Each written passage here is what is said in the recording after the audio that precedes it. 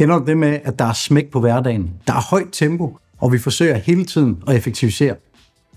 Ofte så ryger vores opmærksomhed over på opgaver, processer og på kopier, to-do-lister.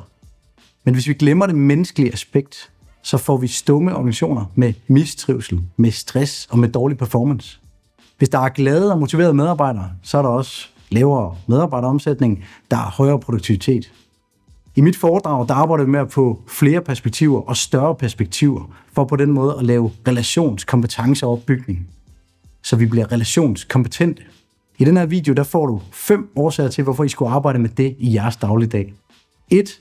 Bedre kommunikation. Vi bliver bedre til at lytte og dele. På den måde så opstår der færre misforståelser, og vi bliver bedre til at arbejde i den samme retning. Sproget, det former vores verden. Sproget, det kan åbne op for diskurser. For eksempel inklusion og diversitet, så flere stemmer kan føle sig anerkendt og hørt. 2.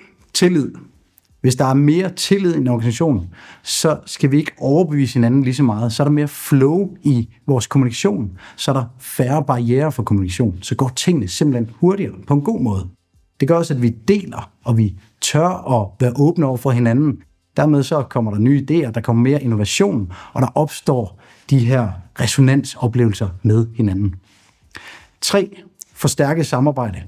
Det vil sige større samhørighed.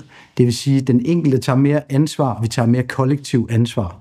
Det betyder, at der er åbenhed for, at vi kan arbejde med feedback. Og det er sådan en helt essentiel ting i forhold til at kunne skabe personlig udvikling og skabe organisatorisk læring.